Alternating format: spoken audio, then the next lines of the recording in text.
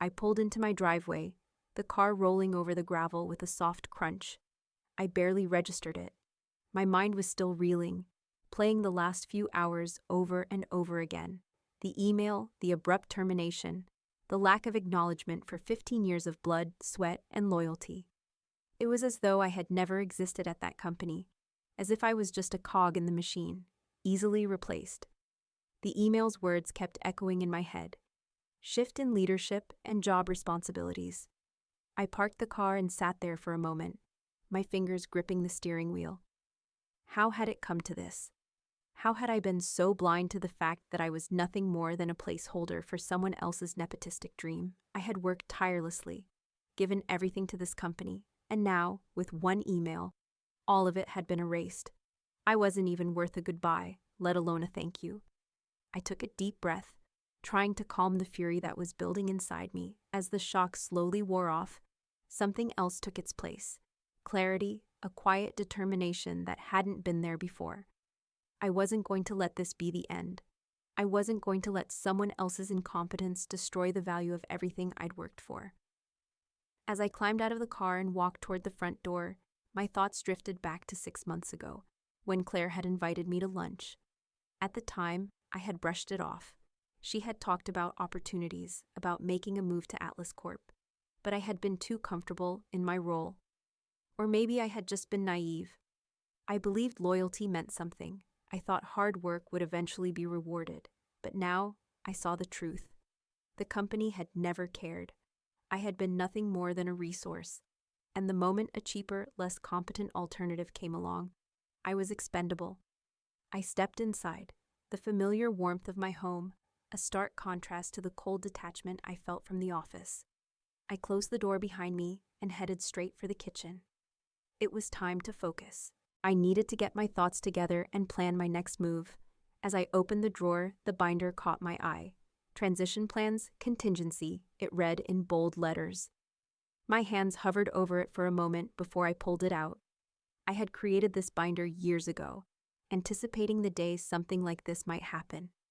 It contained strategies, contingency plans, everything I might need if I ever found myself in a situation where I had to walk away from the company.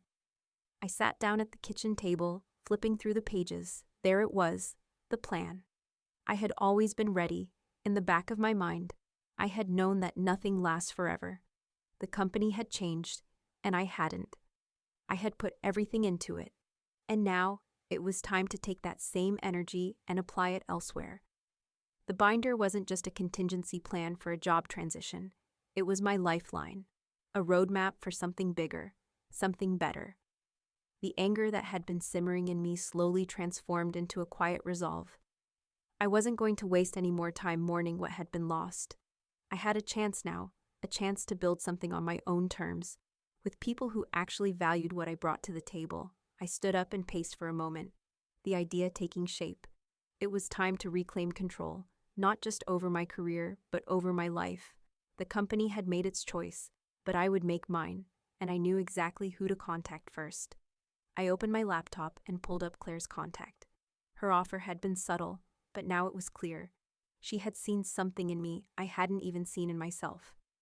I took a deep breath and typed the words, my fingers steady. Let's meet. I'm ready. With one click, the decision was made. There was no turning back now. I sat back in the chair and let out a breath I didn't realize I'd been holding. The world felt different somehow, lighter, almost. There was no more uncertainty. I knew exactly what I had to do, and for the first time in a long while, I felt in control again. The moment I hit send, I felt a shift in the air. The email was simple, straightforward, but powerful. Let's meet. I'm ready. It was a line I had carefully typed and erased several times before finally committing to it. There was no turning back now. The weight of the decision wasn't lost on me. I had spent years working in the same company, thinking my hard work would eventually be recognized.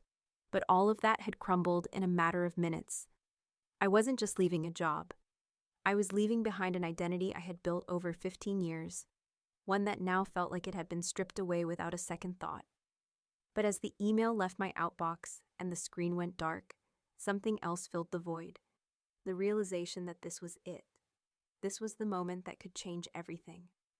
I leaned back in my chair, trying to quiet the buzz of emotions in my head. For the first time, I wasn't trapped by the expectations of others. The plans I had been preparing for years, hidden in a drawer, were no longer just contingency plans. They were my roadmap for the future. I didn't just have an opportunity to move forward.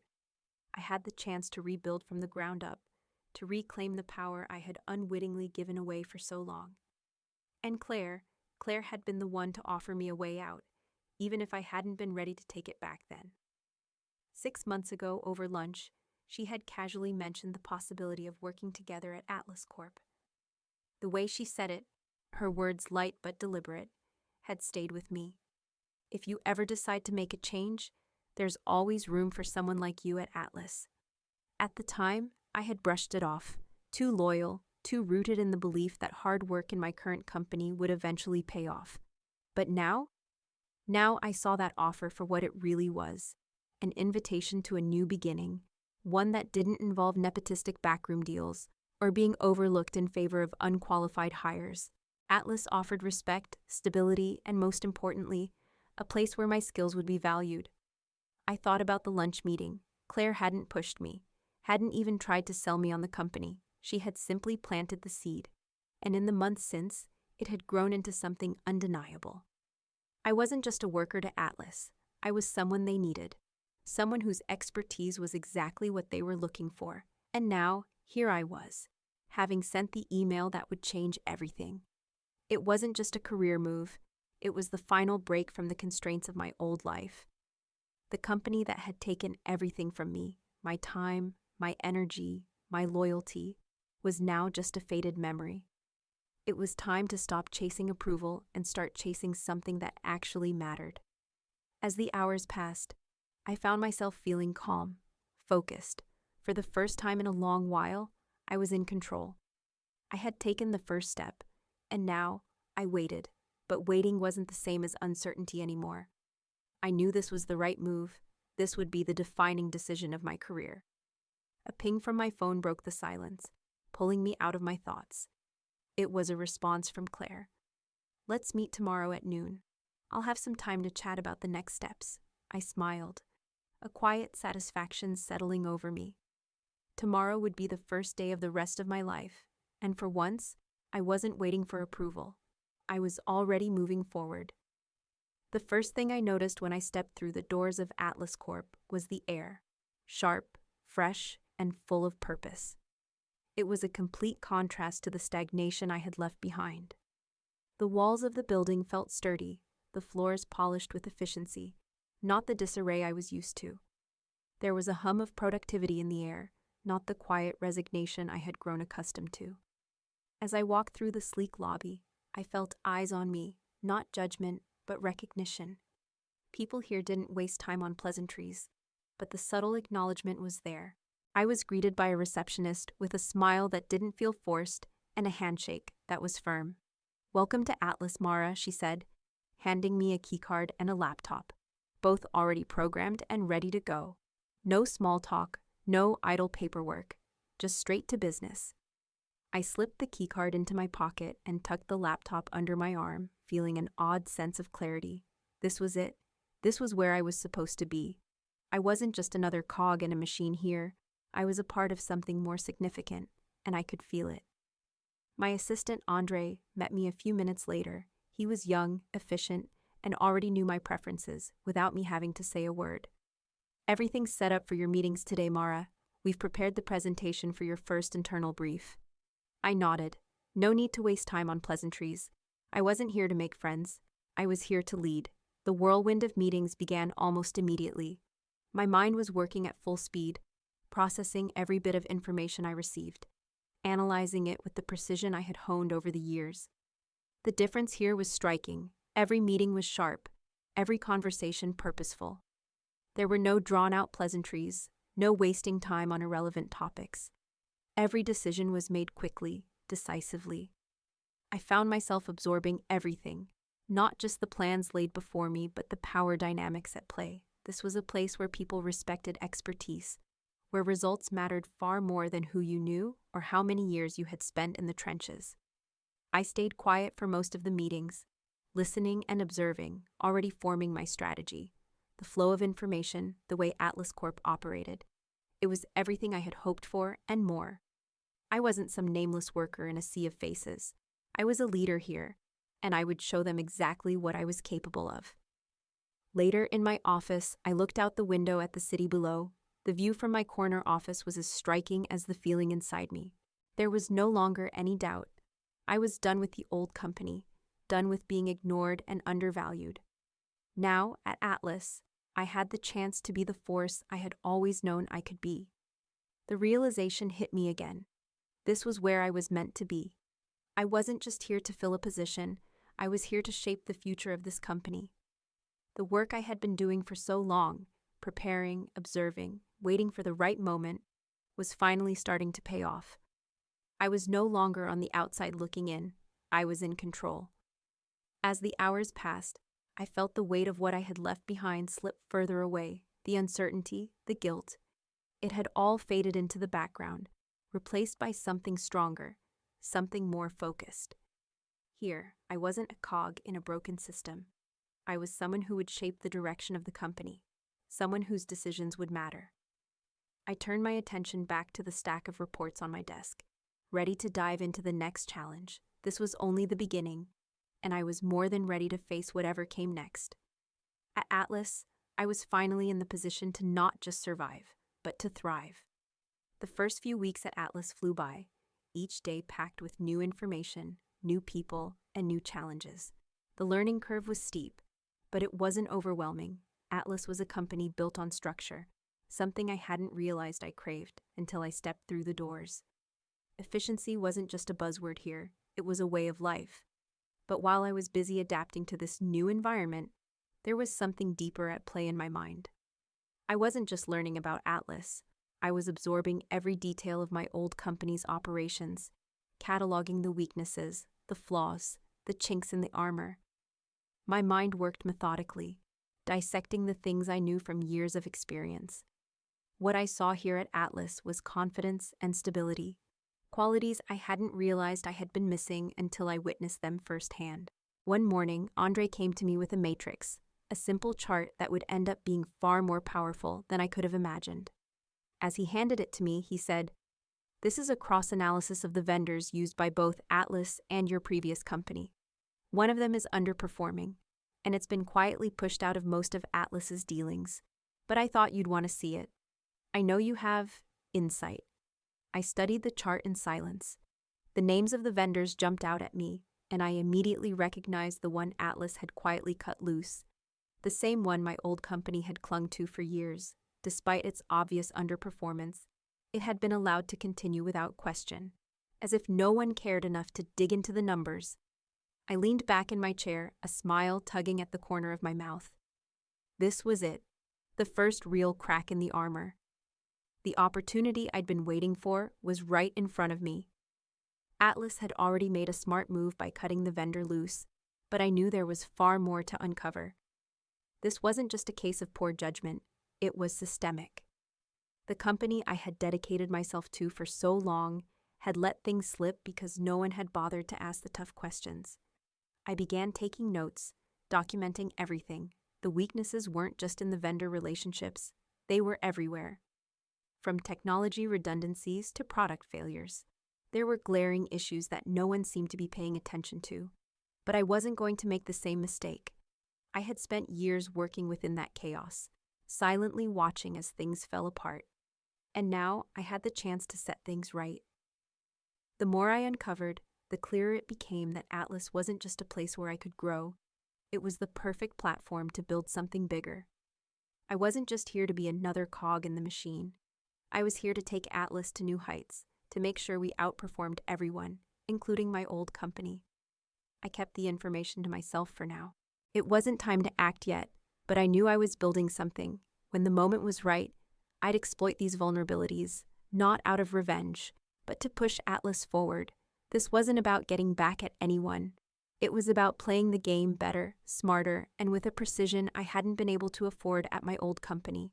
As I closed the folder, I felt a surge of energy. I was no longer bound by loyalty or history. Atlas was a place where my skills were recognized, and my experience was valued, and now I had the tools to turn all that into something truly significant. Andre stood in the doorway, watching me with quiet anticipation. He had no idea what was brewing in my mind, but he didn't need to. "Not yet. Let's keep this quiet for now," I said, my voice low but certain. "When the time is right, we'll make our move."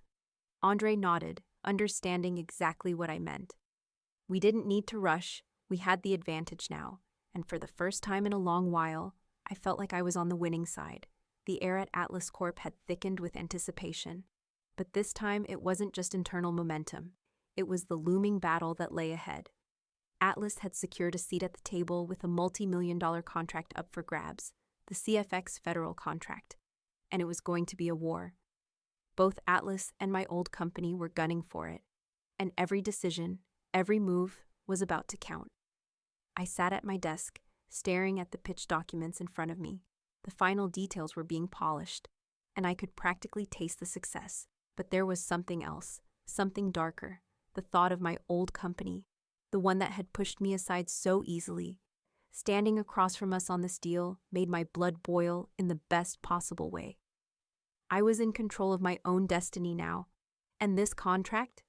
It was my first step toward proving that to myself and everyone else. The task at hand wasn't just to win, it was to annihilate. The flaws in my old company's approach were glaring. I knew their systems, their weaknesses, their people. Matt, the nephew of a senior leader who had taken my place, was the one heading the bid for them. I knew him well, or at least, I knew enough to know he was in over his head. Matt was a talented guy, but he didn't have the depth of knowledge or understanding of the CFX contract's intricacies like I did. And that was going to be the key to my victory. With my team at Atlas, I methodically deconstructed our approach to the proposal. We didn't need flashy marketing tactics or irrelevant buzzwords. No, we were going to go with precision, with value. My new colleagues, sharp and experienced in their own right, were just as invested in making sure Atlas outshone our competition. But I wasn't just thinking about the bid itself.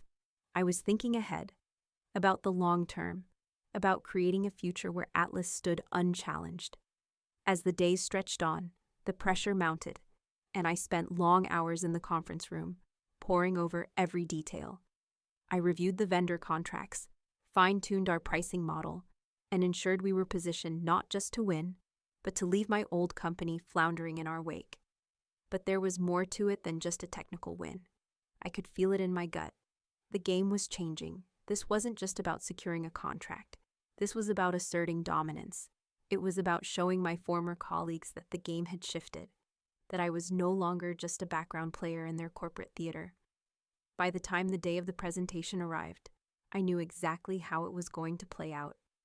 Matt's team would present their flashy, superficial proposal full of buzzwords, and they'd hope to impress, but it wouldn't be enough. Not this time. We had substance, we had experience, and we had insight. It was a classic case of brains over flash, and I was about to prove it. As I stood in front of our team, ready to walk into that final presentation, I felt a rush of adrenaline. This wasn't just about the contract anymore. It was about something bigger. It was about reclaiming control and showing everyone, most importantly, myself, that I could rise from the ashes of betrayal and make something more of my future. I walked into the conference room, the faces of my team members set with determination. We had one chance, one shot at this, and I wasn't about to waste it. The bidding process was a tense, tactical game. We watched as Matt's team stumbled, tripping over their own proposal's inconsistencies, their overcomplicated solutions that had no real answers. Meanwhile, my team answered every question with clarity, precision, and a clear understanding of the issues at hand. We weren't here to impress. We were here to solve problems, and the difference showed. As the meeting wrapped up, I sat back in my chair, the weight of the moment settling in. There was no question in my mind that Atlas had done what needed to be done. It wasn't just the knowledge we had. It was the strategy, the execution, the vision for the future that would ultimately win us the deal. I couldn't help but feel a sense of satisfaction. This was it, the first true step in my ascension. And there was no turning back now. The day had arrived. The culmination of everything I had worked for in the past few months. The CFX federal contract. My heart raced with a controlled excitement. I wasn't nervous, not anymore. This was our moment to prove not just that we were capable, but that Atlas Corp could outshine my old company on every level. My team and I had spent weeks preparing for this. Long nights, strategy sessions, dissecting every weakness in our competitors' approach. The proposal we had submitted was a masterpiece. A flawless balance of detail, value, and innovation. In contrast, Matt's team had relied on flashy visuals and vague promises. They had all the style and none of the substance. I knew that. And now, so did Atlas. I arrived at the conference room early, a routine I had picked up over the years. I wanted to be the first one in, to take control of the space. The tension in the air was palpable, but it was the kind of tension I thrived on. The meeting started with small talk, a few pleasantries exchanged, but my focus was already set. I watched as Matt's team presented their bid, their overly complicated charts and buzzword-laden slides failing to impress. They were fumbling, hoping their flashy packaging would cover up their lack of real understanding. Meanwhile, our presentation, simple and to the point, hit every critical need. My team, backed by solid data and realistic timelines, made our case with clarity. We weren't just bidding for a contract. We were showing them why we were the best choice. I could see it in the eyes of the executives on the other side of the table, the growing realization that they were watching something that felt inevitable. We weren't just pitching a service. We were presenting a future. As the meeting ended, I sat back and allowed the silence to settle in. I wasn't worried about the decision. It had already been made. It was only a matter of time before Atlas walked away with the contract. That afternoon, while we waited for the final verdict, the weight of the past few months settled over me. The battle had been more than just professional. It had been deeply personal. It wasn't about revenge or bitterness. No, this was about proving my worth, not just to my former colleagues but to myself. The company that had pushed me out without hesitation had shown how little they valued me. But Atlas, they valued me from day one. A few hours later, the phone rang. Atlas has been awarded the CFX contract, Claire said on the other end. Her voice was calm, but I could sense the satisfaction beneath the words. The room around me seemed to hold its breath. I could barely suppress the smile that tugged at the corner of my lips. I stood up, feeling the weight of the moment settle in. This wasn't just a victory for Atlas. It was a personal triumph, a validation of everything I had worked for. As I hung up the phone, I took a moment to breathe, letting the news sink in. I'd done it. We'd done it. The fallout from the decision was swift. Within hours, Matt's company started to feel the sting. Clients began to back out. Rumors of incompetence spread. And in the back of my mind, I knew exactly what was coming next. It wasn't just the contract they had lost. It was their credibility. I watched from the sidelines as my old company scrambled. The leaders I had worked with for years, the ones who had never seen my worth, were now facing the consequences of their failure to adapt, to innovate. But I didn't gloat. Instead, I allowed the sense of justice to wash over me quietly. This wasn't about revenge. It was about seeing the consequences unfold for the company that had treated me like I was disposable. Now they were the ones reeling from the fallout of their own mistakes. At Atlas, the mood was different. A sense of calm efficiency filled the halls. My phone buzzed with messages of congratulations from my team, from Claire, but there was no time for celebration, not yet. It wasn't about proving that I was right.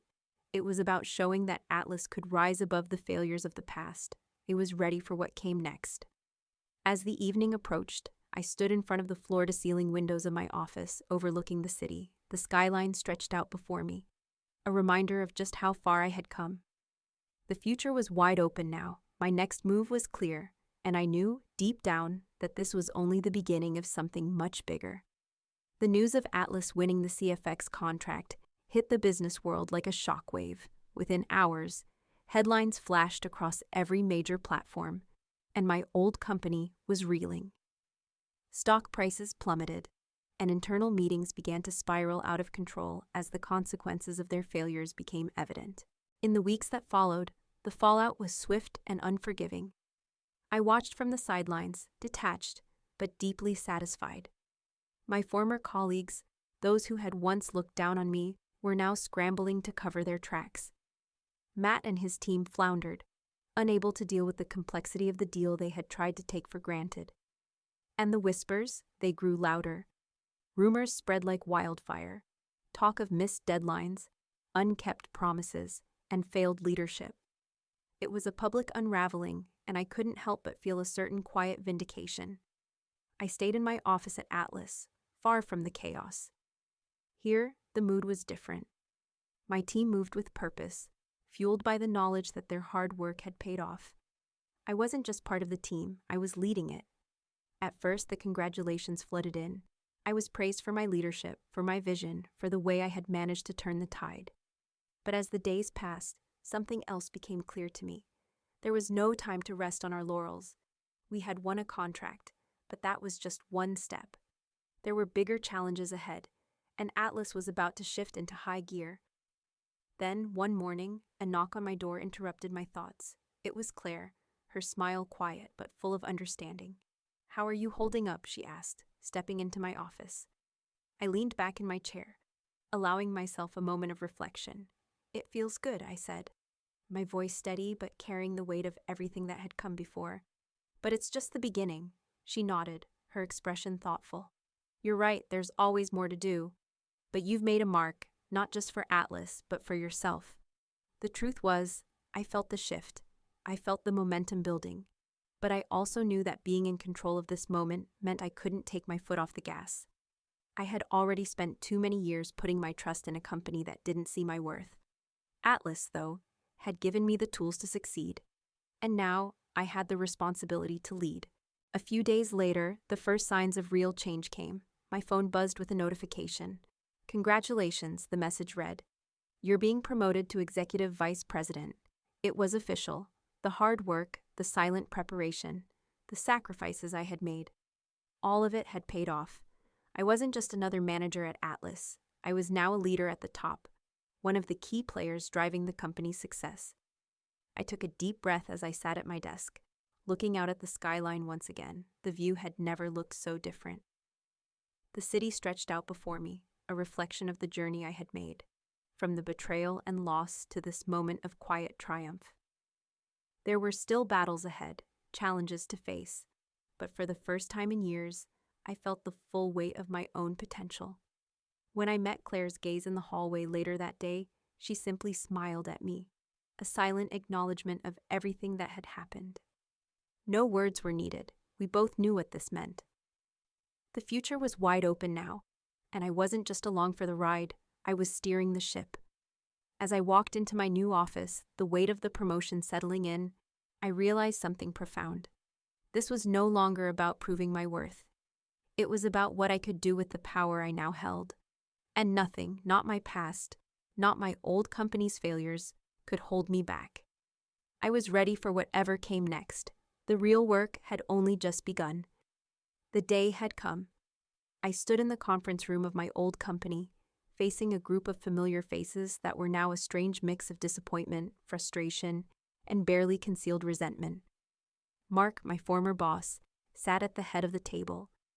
His face was pale, his shoulders tense. The others, those I had worked with, some of whom I had trained and mentored, looked just as uneasy. I had been invited here, of course, but it wasn't to discuss anything productive. They had summoned me to answer for Atlas' success, as if I owed them some kind of explanation. But there was nothing left to explain.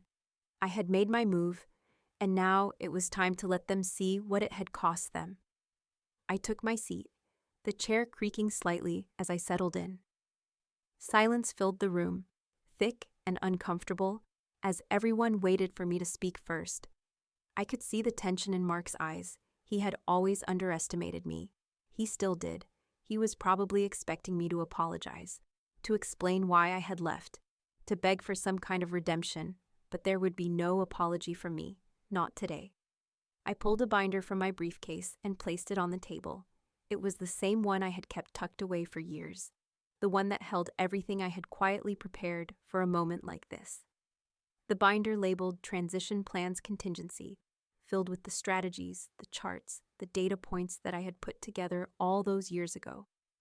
The same binder that had given me the quiet confidence to leave the company without looking back. Mark shifted uncomfortably in his seat as I opened the binder, revealing the pages one by one. I had spent hours meticulously documenting everything: the missed opportunities, the glaring inefficiencies, the weak vendor relationships that had long been ignored, the failure to innovate, the complacency that had plagued the company while I had given everything I had. The room was still. The other leaders, some of whom had been part of the reason for my departure, shifted in their seats, avoiding eye contact. They knew what was coming. "I'm here to offer you a clear picture," I said, my voice steady but sharp. "It's time to see the truth of where you went wrong." I flipped through the pages, stopping on the section that detailed the vendor relationships, the very ones that had led to Atlas's victory. I explained, methodically and calmly, how my old company had failed to act on the warning signs, how the lack of innovation had left them vulnerable. I didn't speak with anger, but with quiet confidence. The facts spoke for themselves. Mark's face reddened as he listened, but he didn't interrupt. He couldn't. He knew that I was right. When I left, I didn't just leave a job. I left a company that had become stagnant, complacent, and incapable of seeing what was right in front of them. I continued. "You failed to recognize the risks, and that's why Atlas won. Not because we're better people or luckier. We saw the weaknesses, we acted on them, and we made the right moves.